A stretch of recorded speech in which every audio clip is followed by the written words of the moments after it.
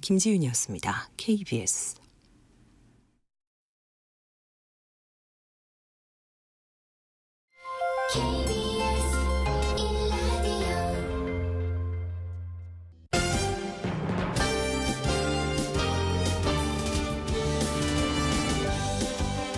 KBS 1라디오 신성원의 오늘 세계는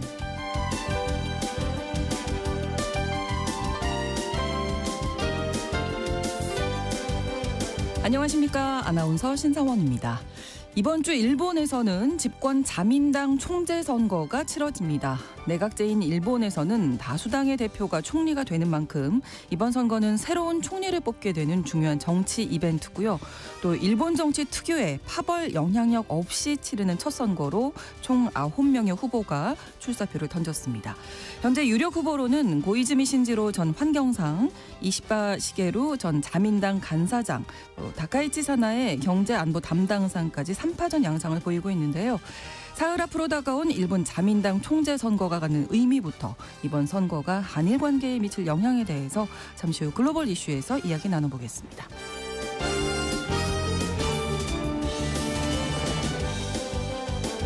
오늘 주목할 국제사회 뉴스는 헤드라인 뉴스와 키워드로 정리해드립니다. 통신원 취재수첩, 카자흐스탄에서 벌어진 전화 투자 사기 소식 전해드릴 텐데요. 산유국인 카자흐스탄은 100여 종의 광물을 보유한 자원 부국입니다. 이런 점을 역이용한 외국인 사기단 일당이 최근에 체포됐다고 하는데요. 자세한 소식은 잠시 후 통신원 연결해서 알아보겠습니다. 9월 24일 화요일 KBS 1라디오 신성원의 오늘 세계는 시작합니다.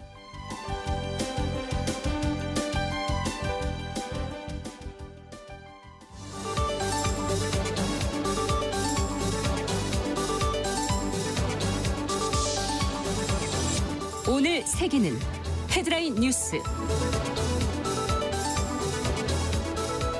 이스라엘군이 레바논에 있는 헤즈볼라 시설에 대대적인 폭격을 가했습니다. 지금까지 492명이 사망하고 1,600명 이상이 부상을 입었는데요.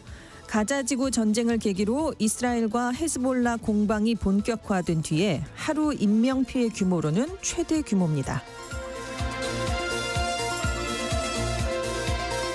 이스라엘과 헤즈볼라의 충돌로 중동 지역의 긴장이 높아지면서 독일 항공사 루프트한자가 이스라엘과 이란 항공편 운항을 계속 중단하기로 했습니다. 루프트한자는 지난주 무선 호출기와 무전기 폭발 이후 텔아비브행 항공편을 중단시켰는데요. 운항 중단 기간이 다음 달 14일까지 연장됐습니다. 또 레바논 베이루트행 항공편도 다음 달 26일까지 운항이 중단된 상황입니다. 루프트한자는 이 기간 이들 노선의 항공편은 취소되고 자사의 항공기는 이스라엘과 이란 영공을 우회할 것이라고 밝혔습니다. 미국 정부가 자율주행이나 통신 기능에 중국산 부품과 소프트웨어를 사용하는 커넥티드 자동차에 대한 단계적인 판매 금지 조치에 나섰습니다. 이번 규제는 중국과 러시아 등 적대국 차량이 미국에 진출해 안보를 위협하는 상황을 차단하기 위한 조치로 분석됩니다.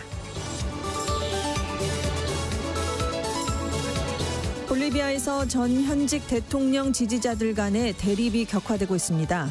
볼리비아 최초 원주민 출신의 국가 지도자였던 모랄레스 전 대통령이 작년부터 재집권을 추진하면서 현 아르세 대통령과 갈등을 빚고 있는데요.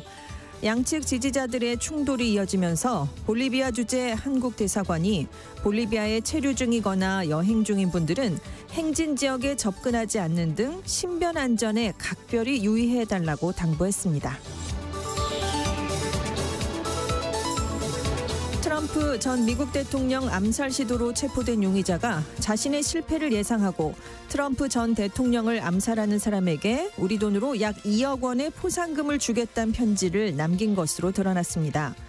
용의자인 라이언 하우스는 사건 몇 달 전 한 민간인의 자택에 탄약 등의 물품이 담긴 상자를 두고 갔는데요. 내가 여러분을 실망시켰다. 이제 여러분이 일을 끝내달라. 누구든 일을 마무리한 사람에게 15만 달러를 주겠다는 내용이 담긴 편지도 같이 남겼습니다. 워싱턴 포스트는 라우스가 사건 당시 골프장에서 실제로 총을 발사하지 않아서 검찰이 그를 암살 시도로 기소하기 쉽지 않지만 이 편지가 혐의를 입증하는 증거로 활용될 수 있다고 평가했습니다.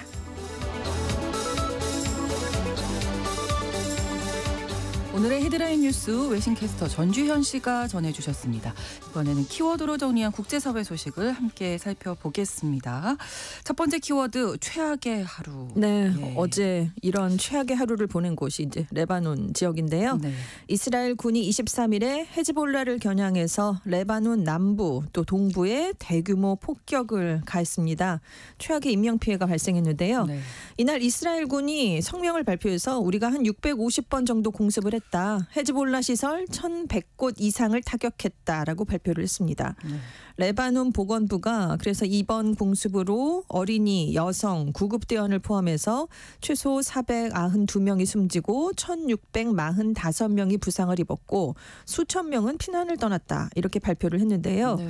이 숫자가 어느 정도냐면 1975년에서 1990년까지 이어진 내전 이후에 레바논에서 발생한 가장 많은 사망자 숫자입니다. 근데 문제는 부상자 구조와 후송 작업이 계속 진행되고 있어요. 그래서 네. 인명피해가 더 늘어날 가능성이 있다는 점입니다. 그리고 AP통신이 이런 인명피해, 피난 행렬은 2006년 7월에서 8월 사이 이스라엘과 헤즈볼라 간에 이어졌던 전쟁 이후에 최대 규모다라는 보도를 내놓기도 했는데요.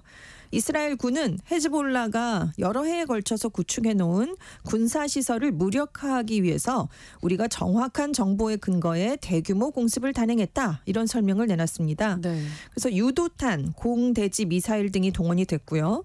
헤즈볼라가 일반 가정집 사이에 숨겨놓은 미사일 발사시설, 또 드론을 숨겨놨던 건물 등을 이번에 집중 공습한 것으로 전해졌습니다. 또 헤즈볼라의 고위 지휘관 알리 카라키를 사살하기 위해서 베이루트에 또다시 표적 공습을 한 것으로 알려졌는데요. 네. 그러니까 헤즈볼라도 대응을 했어요. 이스라엘 쪽에 로켓 수십 발을 발사했습니다. 그래서 사실 작년 10월에 가자지구 전쟁이 일어난 뒤에 양측이 충돌을 빚긴 했지만 저강도로 유지가 되었거든요. 그런데 이제 이번에 무선 노출기 폭발 사건 이후에 양측의 충돌이 갈수록 격화되고 있는데요. 지금 그래서 2006년 이후 18년 만에 지상전이 발생할 수 있지 않겠느냐 이런 우려까지 커지고 있습니다. 네. 이스라엘은 헤즈볼라가 이스라엘 북부에 대한 공격을 중단하고 국경지대에서 철수하지 않으면 우리가 레바논 남부로 진격을 하겠다라고 주장을 하고 있는데요. 근데 여기에 이란과 하마스도 이스라엘의 공습을 비판하면서 우리는 헤즈볼라와 연대하겠다 이런 뜻을 또다시 밝혔거든요. 네. 그래서 긴장이 높아지니까 결국 미국이 중동에 소규모의 병력을 추가 파견하겠다라는 발표를 내놨는데요. 현재 중동에 미군이 한 4만 명 정도 주둔하고 있습니다. 근데 이제 추가 파견을 하게 됐는데 네. 이스라엘 방어에 대한 의지를 보여주는 한편 이란 등의 개입에 따른 확전을 차단하기 위한 조치가 아니냐 이런 해석이 나오고 있습니다. 저희가 어제도 관련 소식 전해드리면서 너무 위기가 고조되고 있는 상황이 되는데 우려가 현실이 되는 것 같아서 일단 인명피해가 어린이 어마어마합니다. 포함해서 어린이, 너무 많은 구급대원도 있고요. 예, 너무 안타까운데요. 여기서 멈췄으면 네. 좋겠습니다. 그거 딱 하나네요. 네, 바라는 게. 자, 두 번째 키워드가 이러다 나라가 문을 닫겠다. 관련된 소식이겠죠. 그렇습니다. 네. 이스라엘 안에서 이제 이런 얘기가 나오고 있는 건데요. 가자 전쟁 1주년이 이제 다가오고 있습니다. 벌써. 그러네요. 네. 이스라엘에서 고도로 숙련된 인력들이 고국을 떠나고 있다라는 우려가 나오는 건데 전쟁으로 지친 이스라엘이 하마스 공격 1년 만에 두뇌 유출에 직면했다라고 텔레그래프지가 보도를 했어요. 네. 그래서 오직 2.6%로 낮은 실업률, 상대적으로 적은 부채 수준이 급증하는 국가적 부담을 감추고 있을 뿐이다. 이런 분석을 내놨는데요. 2004년에 노벨 화학상을 받았던 유명한 과학자가 있습니다. 이스라엘의 치에 하노베르 테크니온 공대 교수인데요. 네. 이 교수가 이 나라를 떠나는 거대한 물결이 있다. 이런 경고를 내놨어요. 그러니까 대부분의 시니어 의사들이 지금 병원을 떠나고 있고요. 대학들이 중요한 분야에서 교수진을 채용하는데 이미 어렵다라면서 이 사람들 중에 3만 명이 떠난다면 여기에는 나라가 없을 것이다. 이런 얘기까지 내놨습니다. 실제로 타임스 오브 이스라엘에 따르면 지난해 10월 한 달간 12,300명의 이스라엘인들이 출국해서 아직도 돌아오지 않았습니다. 네. 작년 11월부터 올해 3월까지는 3만 명이나 이스라엘을 떠난 상황이고요. 이렇게 인력이 떠나가면서 병력이 부족하다라는 얘기도 나오고 있는데요. 네. 지금 한 퇴역장성이 붕괴 중인 건 하마스가 아니라 이스라엘이다 이런 제목의 글을 기고하기도 했어요. 그러니까 네. 하마스가 이미 10대들로 이제 그 징집을 하면서 네, 대열을 네. 보충 보충했는데 이스라엘 징집병들은 지치고 훈련 부족으로 전문 기술을 잃어가고 있다. 이스라엘이 다면전을 벌일 병력이 부족하다라는 지적입니다. 경제도 전쟁 초기보단 나아졌지만 아직 완전히 회복세를 보이진 못하고 있어요. 이스라엘 GDP가 전쟁이 시작된 작년 4분기에는 5.7% 감소했다가 올해 1분기에는 3.4%가 성장했었거든요. 근데 2분기를 지나 보니까 0.3% 성장하는 데 그쳤습니다. 전쟁 비용도 당연히 늘고 있겠죠. 그렇겠죠. 그래서 네. 이스라엘이 2023년에서 2025년 사이 국방과 민간 비용으로 우리 돈으로 90조 원을 지출할 수 있다. 이런 경고를 이스라엘 중앙은행 총재가 내놨는데요. 국가 재정도 지난 8월까지 1년 동안 적자가 GDP의 8.3%로 증가했습니다. 네. 그래서 특히 이제 이스라엘의 수익성이 높은 그러니까 대표적인 인력들이 기술 분야에서 많이 나오고 있잖아요. 그렇죠. 우수한 인력들이 여기 많이 포함이 돼 있는데 네. 주로 이 인력들이 지금 이스라엘을 떠나가고 있습니다. 그래서 앞으로 이스라엘과 헤즈볼라 간의 전쟁이 격화될수록 비용이 더 증가해서 경제 불확실성도 가중될 수 있다라는 전망이 나오고 있습니다. 그렇습니다. 피해도 늘고 있죠. 전쟁도 뭐 사실 이렇게 되면 어느 네. 누구도 이기는 게 아니죠. 아닌 거죠. 그렇습니다. 예. 그렇습니다. 예. 위기가 고조되고 있는 중동 지역 이야기 나눠봤고요. 다음 세 번째 키워드는 사이드쇼가 된 유엔 총회. 네, 제79차 유엔 총회가 10일부터 개막이 됐습니다. 네. 그래서 24일부터 30일까지 유엔 총회의 고위급 주관으로 일반 토의가 진행되는데요.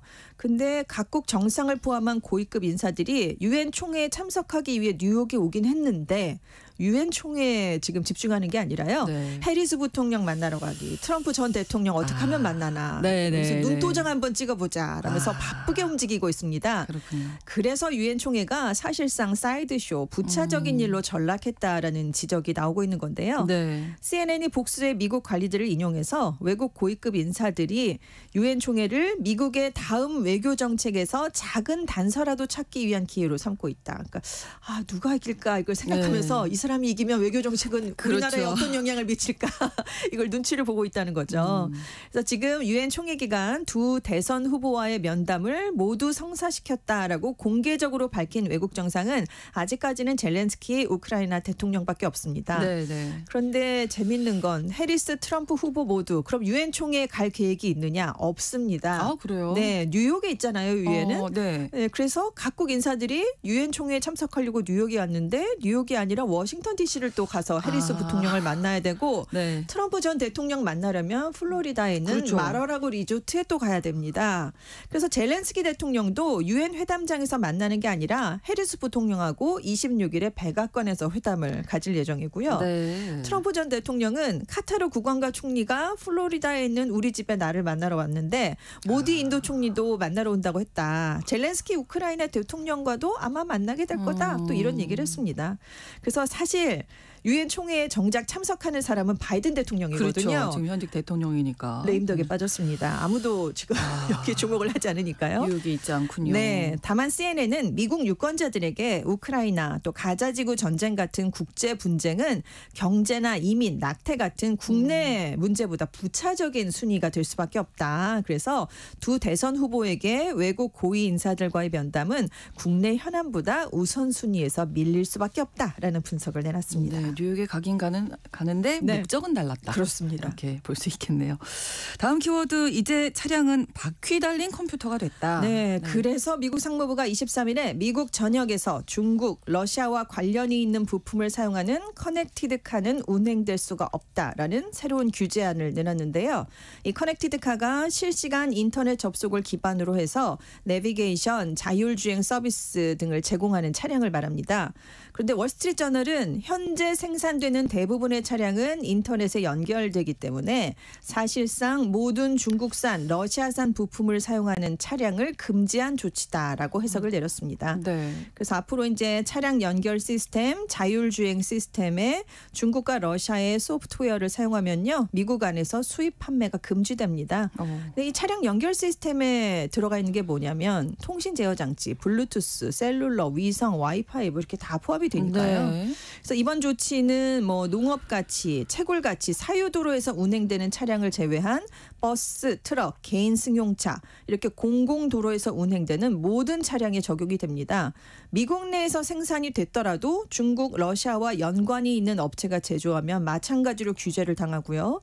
소프트웨어는 2027년형부터 하드웨어는 2030년형부터 이 규제안이 적용이 됩니다. 네. 그래서 지나 러몬도 상무장관이 오늘날 자동차는 인터넷에 연결된 카메라와 마이크, GPS 추적 장치를 갖고 있는데 이런 정보에 접근할 수 있는 해외 적대 국가가 우리의 국가 안보 또 미국 국민의 개인 정보에 심각한 위협을 제기할 수 있다는 걸 상상하는 건 어렵지 않다. 그래서 이런 걸 막으려고 우리가 집중적이고 선제적인 조치를 취하게 됐다라는 설명을 내놨고요. 네. 제이크 설리번 미국 국가안보보좌관도 이 현대의 많은 차량들은 사실상 바퀴 달린 컴퓨터다라고 하면서 그래서 방대한 오디오와 비디오 데이터를 적대 국가가 얼마든지 하려면 수집을 할 수 있다. 그래서 이미 중국이 우리 인프라에 악성 소프트웨어를 사전에 설치해서 교란과 파괴를 목표로 했다는 충분한 증거를 봤는데 잠재적으로 이런 차량이 도로에서 수백만 대의 차량이 다니고 있지 않느냐 이런 얘기를 내놨습니다. 네. 그런데 이제 워싱턴 포스트는 중국 부품을 그러면 대체를 해야 되는데 자동차 업체들이 그럼 갑자기 이런 시스템을 신속하게 마련하기는 어렵다. 그래서 지금 제조업체들의 반발이 예상된다라는 얘기를 내놨고요. 현장의 이야기는 다른 그렇습니다. 거죠. 네네. 그리고 이제 상무부에서는 안보 목적이다라고 얘기를 했지만 네. 중국산 자동차가 지금 유럽에서 빠르게 점유율을 높이고 있거든요. 그래서 이에 대비하는 경제적인 목적도 있다라는 분석을 내렸고요. 네. 그렇다면 이 조치가 우리에게 어떤 영향을 미칠 것이냐. 네. 우리 기업의 경우에 중국산 소프트웨어나 부품을 사용하고 있다면 공급만 조정이 필요합니다. 우리도 당연히. 그래서 일부 부담이 예상되긴 하는데 이걸 좀 장기적으로 해석을 해보면 중국산 자동차들이 미국에 진출하는 걸 차단하는 효과가 있거든요. 그래서 장기적으로 보면 우리가 반사이익을 얻을 수도 있다. 이런 관측도 함께 나오고 있습니다. 시장을 길게 좀 봐야 되겠네요. 네. 다음 키워드 보이지 않는 위험입니다. 러시아와 우크라이나 전쟁 같이 중동 전쟁에서요. 상대방의 작전과 통신 네트워크를 교란하기 위한 전자전이 펼쳐지고 있는데요. 네. 이게 드론과 미사일을 막기 위해서 상대 네트워크에 가짜 신호를 보내게 됩니다. 그런데 이게 적의 드론과 미사일만 막는 게 아니라 가짜 신호가 민간 여객기에 GPS까지 영향을 미치는 거예요. 그래서 지금 GPS 교란 상태가 수시로 발생하고 있습니다. 네네. 이 GPS 교란에 영향을 받은 항공편이 2월까지만 해도 전 세계적으로 하루에 수십 편 정도였거든요. 근데 지난달에 이게 1,100편이 넘을 정도로 급증해버렸습니다. 한 1년 전부터 민간 여객기에 영향을 미치기 시작했는데요. 네. 특히 최근 6개월간 급증을 했다고 합니다. 근데 문제는 가짜 신호를 받아서 GPS의 비행 경로가 잘못 지정이 될 수가 있다는 점이에요. 시계가 이전 시간으로 재설정되고 잘못된 경고가 발령되기도 하고요. 네. 그래서 작년 9월에 어떤 일이 있었냐면 GPS 교란 때문에 민간 항공기가 허가 없이 이란 영공에 진입할 뻔한 일이 발생을 했습니다. 큰일 날 뻔했네요. 네. 7월에는 사이프러스에서 출발한 에어버스 A320기의 조종석에 있었던 전자지도가요. 갑자기 예상하지 못한 방향으로 안내를 한 적도 있고 그리고 보잉 787 기종이 GPS 신호가 꺼져서 지상에서 불과 15m 상공까지 내려갔다가 다시 이륙하는 굉장히 아찔한 순간을 맞은 적도 있습니다. 네. 그래서 사실은 상대 드론과 미사일을 막으려는 GPS 교란이니까 이게 전쟁 지역에서만 발생을 했었거든요. 근데 이게 시간이 갈수록 점점 전쟁 지역을 넘어서 민간 항공기 영역까지 영향을 미치고 있는 겁니다. 근데 오늘날의 여객기는 GPS 의존도가 굉장히 높거든요. 그렇죠. 네, 네. 그래서 조종석 시스템에 잘못된 정보가 유입되면 비행 중에 위험한데? 큰 문제가 발생할 수 있습니다. 네. 그래서 당연히 조종사들이 잠재적인 GPS 교란을 식별하고 대응하는 방법을 교육을 받고 있어요. 네. 비상시에 GPS를 사용하지 않고 운항하는 시스템 교육도 받고 있습니다. 하지만 가짜 GPS 신호와 경고 때문에 운항 중인 조종사 주의가 좀 분산될 수 있거든요. 그렇죠. 네. 그러니까 안전 위험은 언제나 바탕에 깔려 있다라는 지적이 그래서 나오고 있습니다. 그래서 보이지 않는 위험 너무 위험하네요. 네, 진짜. 도사리고 있죠. 네. 네. 제 저소비 코어를 소개합니다가 다음 키워드인데요. 네, 최근에 미국 Z세대를 중심으로 해서요. 이 저소비 트렌드가 확산되고 있습니다. 네. 그 극심한 인플레이션을 겪고 있는데 이 청년층이요. 소비를 최소화하는 생활 패턴을 이제 멋있게 여기면서 SNS를 통해서 자랑을 한다는 게 핵심입니다. 네. 그래서 저소비 코어라는 신조어가 생겼어요. 이게 소비를 줄인다는 under consumption이라는 단어에 고프 코어 뭐 이런 것 같은 패션 트렌드에 코어를 붙이잖아요. 있잖아요. 맞아요. 네. 그래서 이제 이걸 결합해서 저소비 코어, under consumption core라는 신조어가 생긴 건데요. 실제로 SNS를 보면 관련 게시물들이 굉장히 많이 올라오고 있어요. 네. 대부분 내가 얼마나 검소한지, 얼마나 미니멀리즘을 지향하는 생활을 살고 있는지 이거 일상을 찍어 올리는 건데 네. 예를 들면 화장 단계 줄이기, 화장품 끝까지 쓰기, 중고 의류 입기, 계절별로 신발은 한 켤레만 신기, 전자제품 사용주기 늘리기, 망가진 소품도 가급적 사용하기, 뭐 이런 것들이 대표적이라고 합니다. 휴대폰 자주 바꾸지 않기. 그렇죠. 이런 거. 그래서 깨진 아이섀도우 이제 버릴 수도 있는데 그대로 깨진 걸 그대로 사용하는 거예요. 해진 옷, 미창의 다른 신발 뭐 이런 거 멋지죠? 이러면서 이제 올리는 건데요. 네티즌들이 궁상 맞다 이렇게 비판을 하지 않고 멋있는데 힙한데 이런 영상이 더 많았으면 좋겠어요. 뭐 이런 반응들을 보인다고 해요. 네. 그래서 지금 사실은 이제 그 전까지는 인플루언서들이 얼마나 명품을 자랑하는 영상을 올렸습니까? 그렇죠. 그래서 이제 그에 맞춰서 청년들도 과소비, 플렉스를 좀 자랑을 했는데 이제 이거를 이제 인플레이션의 영향을 받으면서 저소비로 이 경향이 바뀌었다는 거죠. 근데 이제 기존의 절약 정신과 다른 점은 이거를 사진이나 영상 같은 콘텐츠로 제작해서 널리 알린다는 점입니다. 그러니까요. 네, 그래서 지금 굉장히 많은 몇천 개 이상의 지금 영상들이 올라와 있는데요. 또 영향이 가겠죠. 그렇죠. 나도 좀 저소비해야 되겠구나. 멋있다. 나도 해볼까? 이러면서 저도 했어요. 그래서 이렇게 해서 따라 올리게 되는데 국내에서도 욜로족이 있었잖아요. 인생은 한 번뿐이니까 즐기자. 근데 이제 지금은 꼭 필요한 소비만 추구해서 하나만 있으면 된다. You only need one이라는 요노족이 떠오르고 있는데 이런 그 흐름과도 일맥상통한다라는 평가가 아니고. 나오고 있습니다. 요즘에는 요노족이 요노족. 뜨고 있다는 거 알아두셔야 되겠네요. 신조어입니다. 자, 오늘의 헤드라인 뉴스와 키워드 외신캐스터 전주현 씨와 함께했습니다. 오늘도 고맙습니다. 네, 감사합니다. KBS 라디오 신성원의 오늘 세계는 1부 마무리하겠습니다. 11시 30분부터 일부 지역에서 해당 지역 방송 보내드립니다. 노래는 포트레이스의 노래 How Deep Is Your Love 전해드립니다.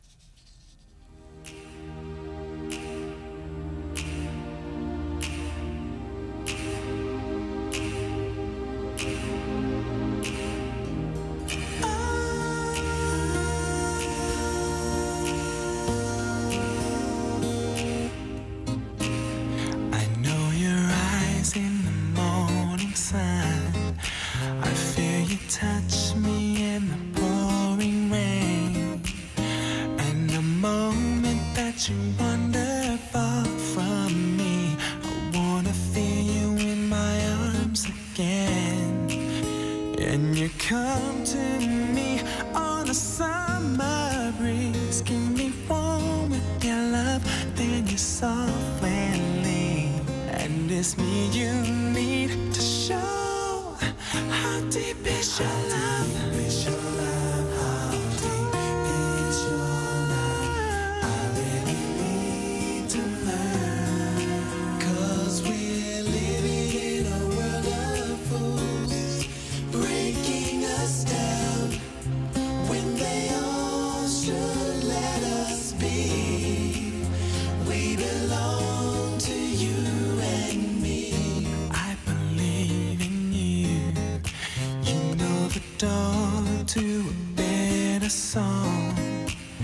You're the light in my deepest, darkest doubt. You're my savior when I fall. And you may not think I care for you, and you know down inside that I really do. And it's me you need to show. How deep is your love? Is your love? How deep is your love? I really need to learn, 'cause we're living in a world of fools, breaking us down when they all should let us be. We belong to you and me. Da, da, da, da. Da, da, da, da, da, da, da, da.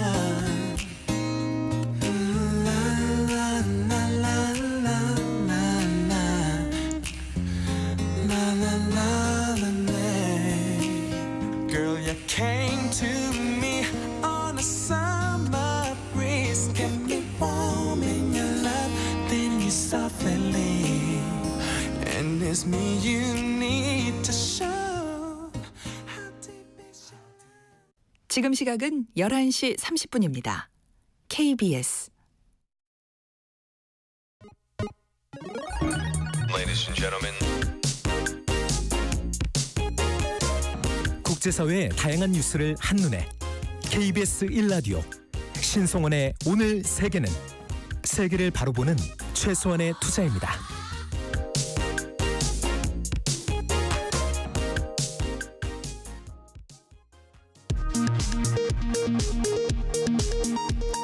이 시각 라디오 정보센터 뉴스입니다.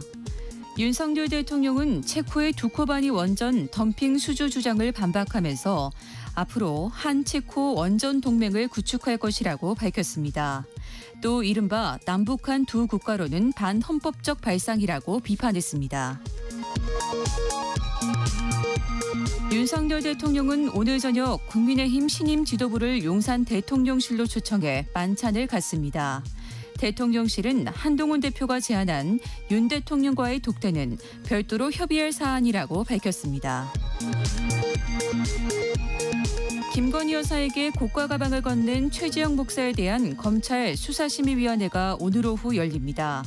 앞서 수사심의위는 김 여사 불기소를 권고했지만 최 목사 측은 가방 선물이 대통령 직무와 관련 있는 민원 청탁이었다고 주장하고 있습니다.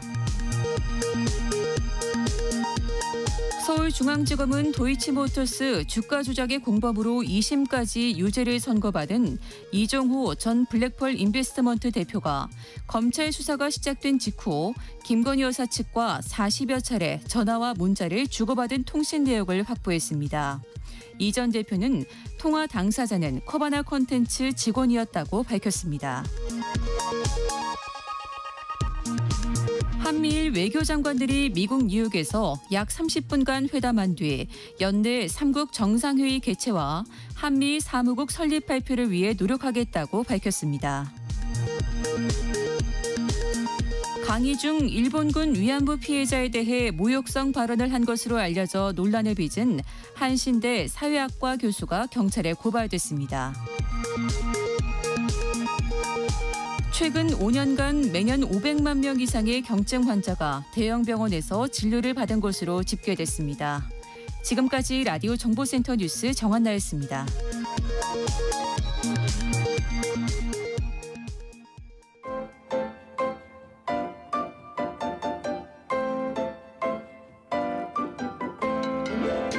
통신원 취재 수첩.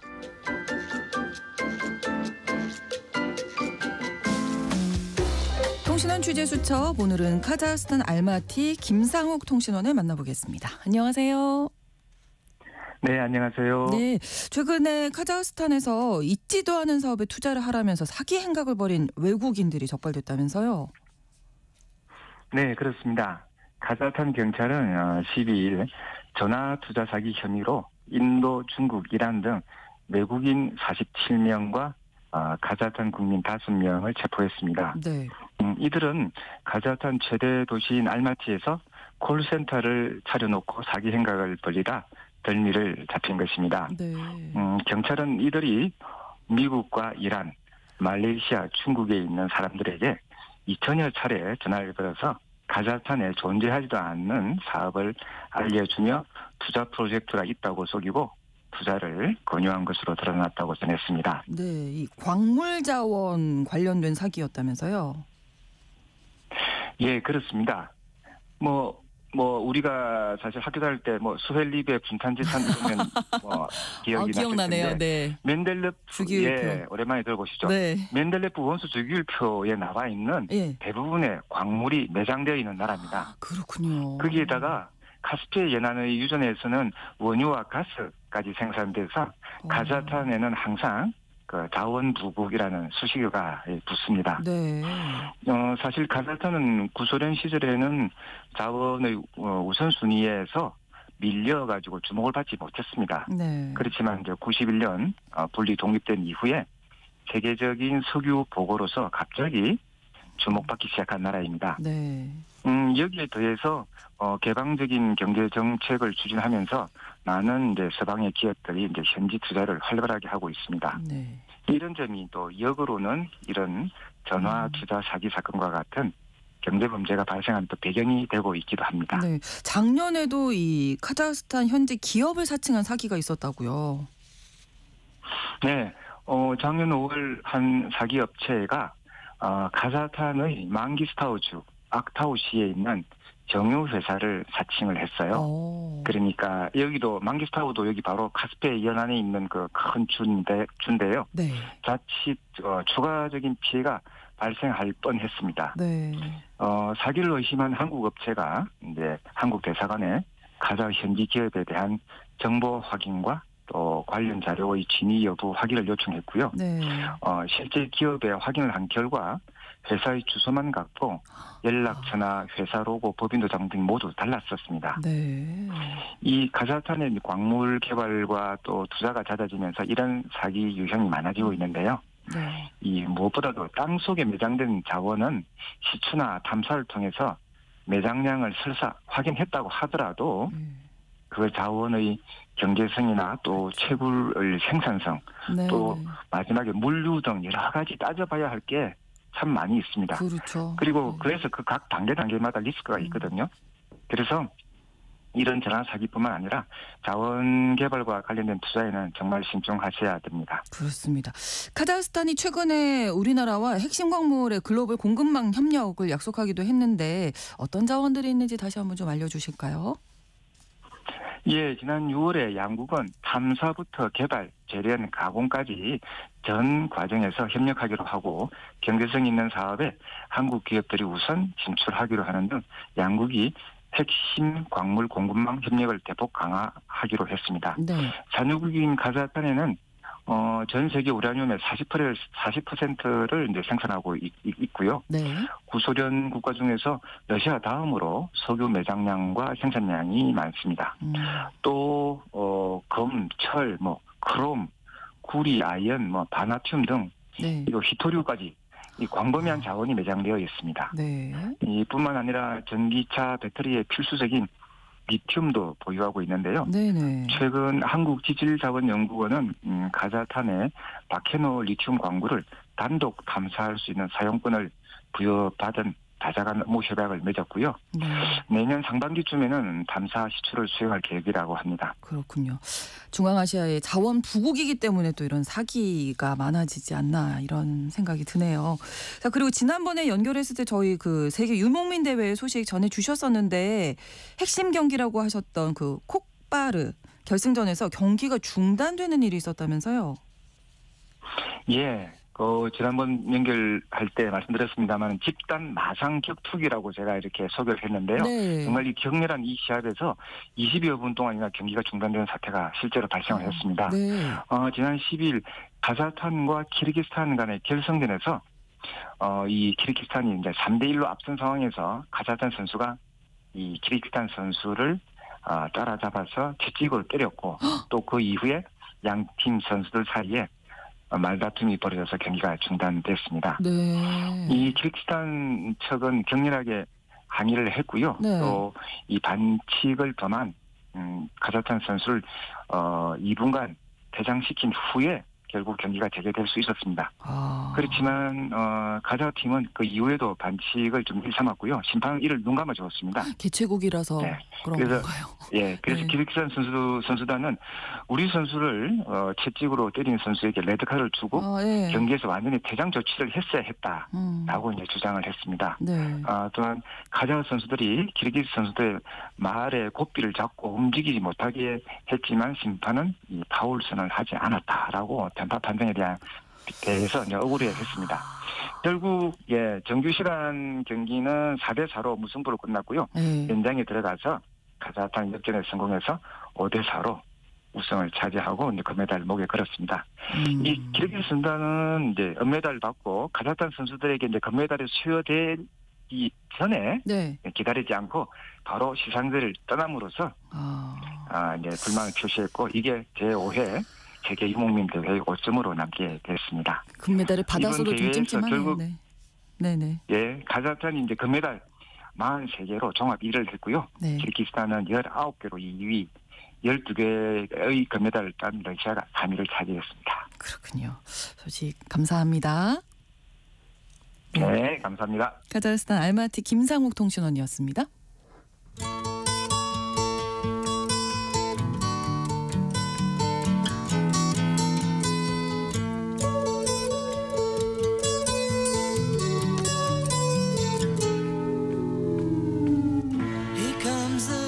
일본의 집권당인 자유민주당, 즉 자민당이 오는 27일 새 총재를 선출합니다. 일본은 내각제를 채택하고 있어서 현재 과반이 넘는 의석을 가진 자민당의 새 총재가 일본 총리로 선출되는데요.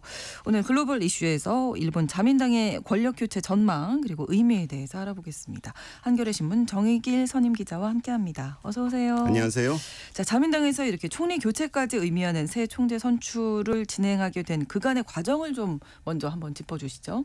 현 총리인 기시다 후미오 자민당 총재가 지난 8월 14일에 이제 총리 그만하겠다 네. 이렇게 밝혔습니다. 기시다 총리는 지난해 말부터 지지율이 워낙 많이 떨어졌죠. 10에서 한 20%. 네. 이 정도면은 내각제에선 정권 유지가 힘든 지지율입니다. 그렇죠. 그래서 근데 원래 기시다 총리는 지난 2021년 10월에 제100대 총리로 취임을 했는데 네. 취임 직후 치른 중의원 선거에서 자민당 단독으로 과반 의석을 훌쩍 넘기는 선전을 했어요. 네. 그래서 내각 지지율도 취임 이듬해인 2022년 1월에는 57%까지 올랐습니다. 네. 같은 해 7월에 치러진 참의원 선거에서도 압승을 거둬서 야 이제 장기 집권의 기반이 마련됐다. 이렇게 시작은 참 평가했는데, 좋았네요. 네. 네.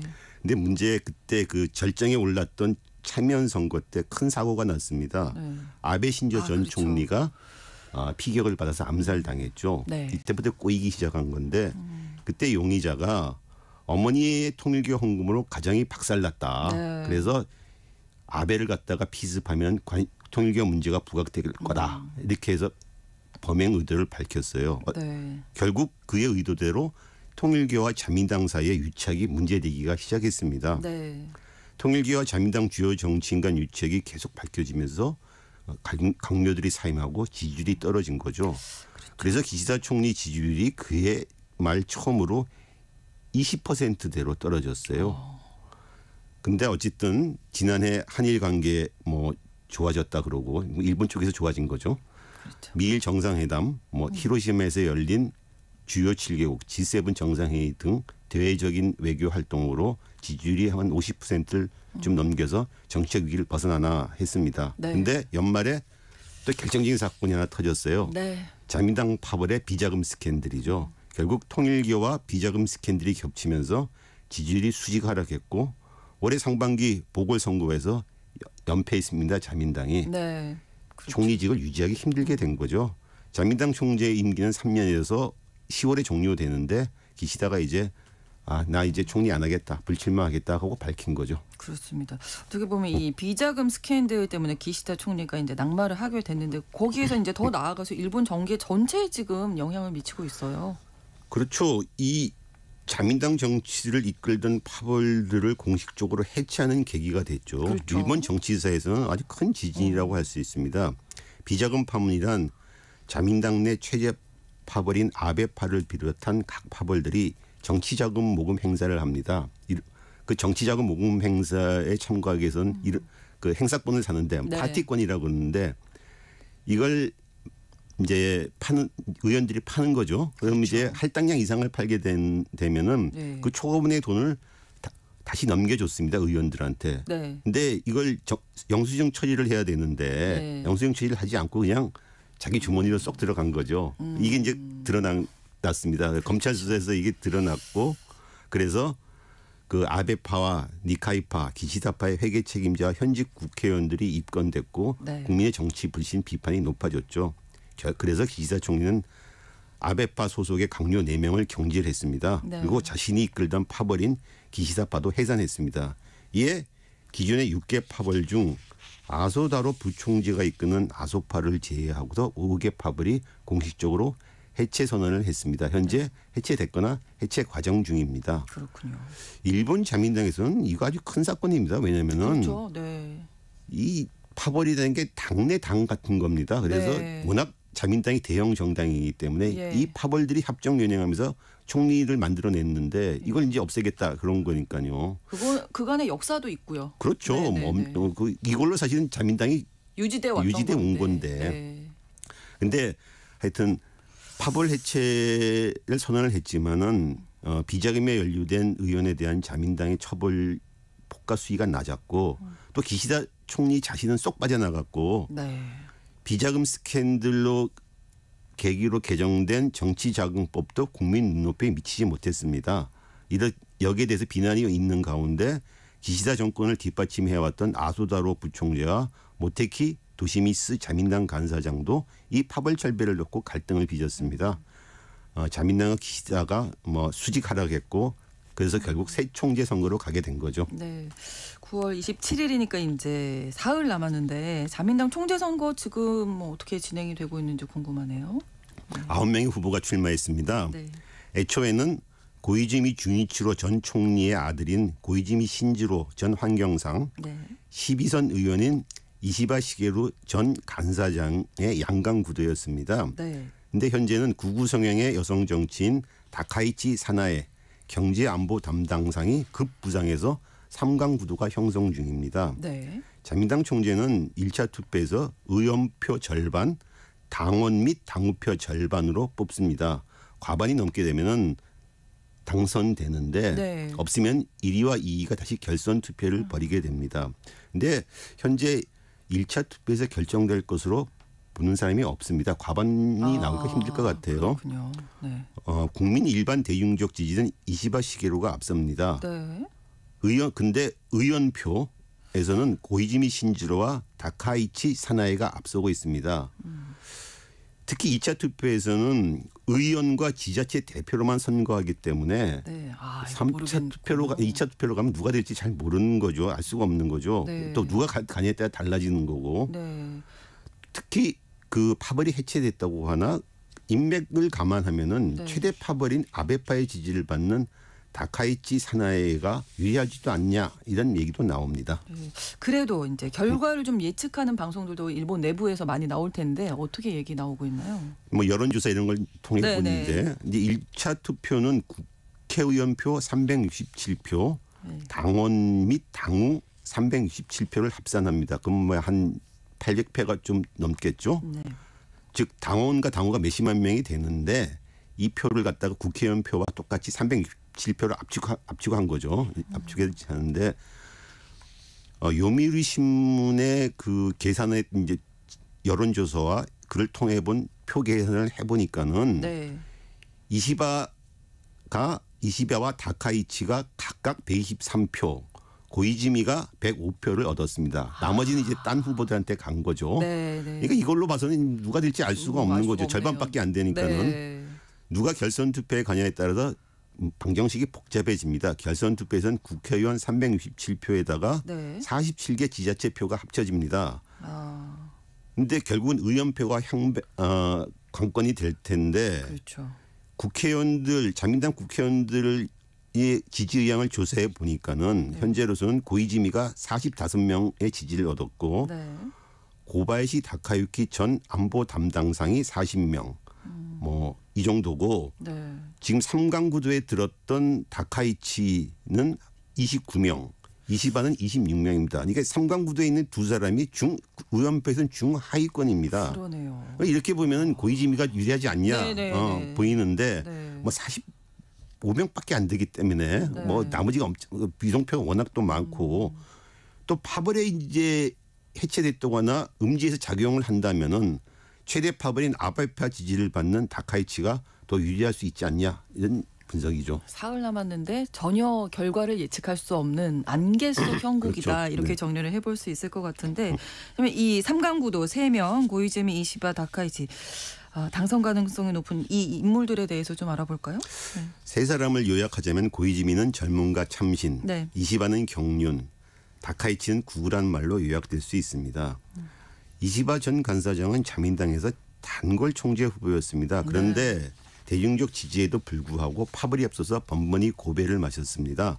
1982년에 29살로 국회의원이 됐어 당시는 최연소 국회의원이었습니다. 네. 그 후에 40년 동안 정치권의 몸을 담으면서 방위청 장관, 방위성, 농림수산상, 지방창생 담당상 등 풍부한 내각 경험을 가지고 있습니다. 네. 그런데 2008년부터 2020년까지 총 4차례에 걸쳐 총재 선거에 나왔는데 번번이 안 됐군요. 낙선했습니다. 아. 왜? 파벌이 없어서. 그렇군요.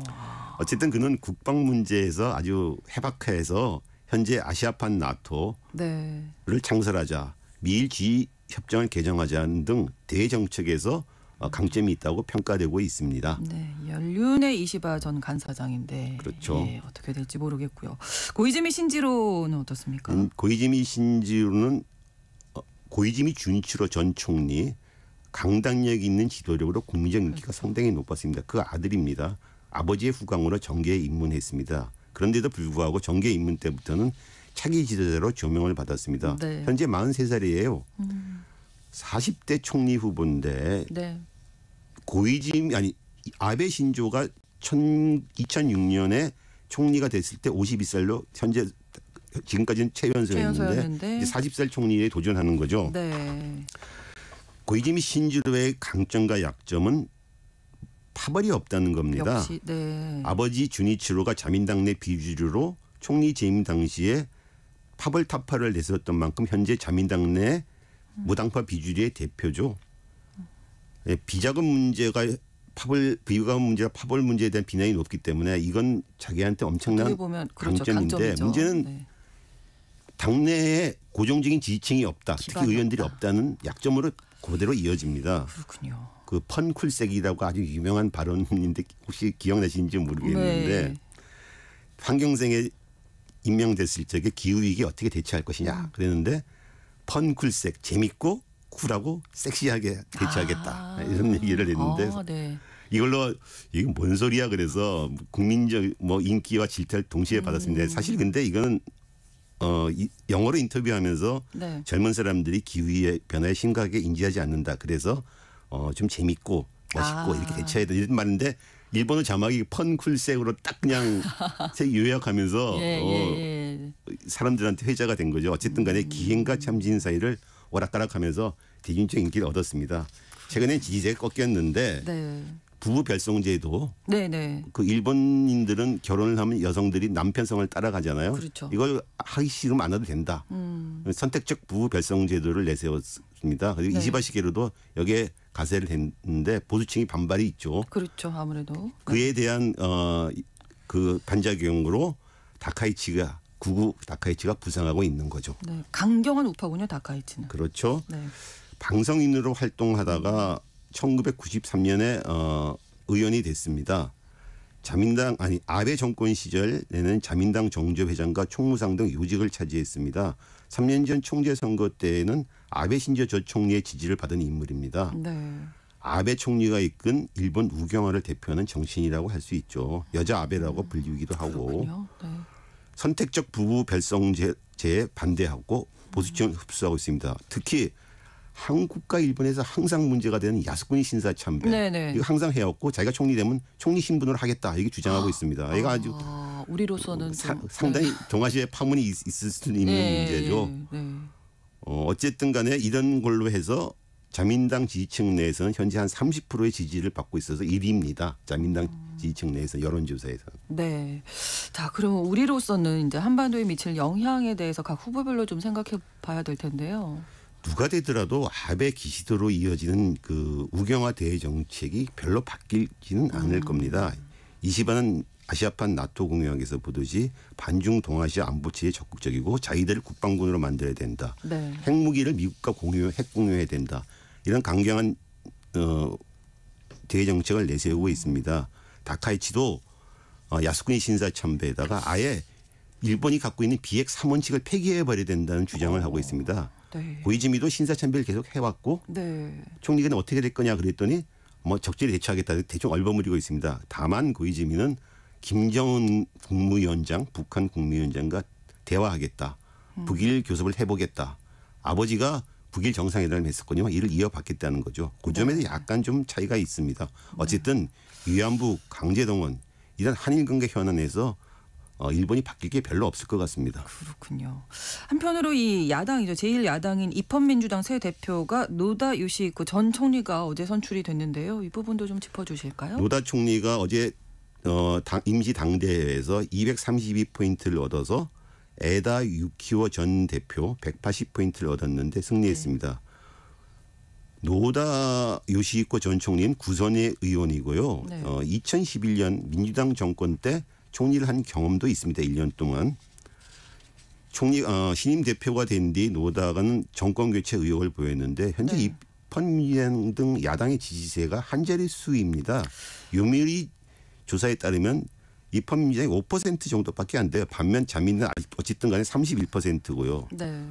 그래서 이 정권 교체가 가능할지 모르겠습니다. 하지만 지지 정당이 없다는 응답자가 48%여서 그것이 좀 변수가 되긴 하죠. 전체적으로 정치에 좀 관심이 없어 보입니다. 혐오, 무관심이죠. 그렇습니다. 조기 총선 어떻습니까? 자민당은 새 총재가 선출되면 그 여세를 몰아서 내각을 해산하고 총선을 치르겠다는 게 거의 확실해지고 있는 것 같습니다.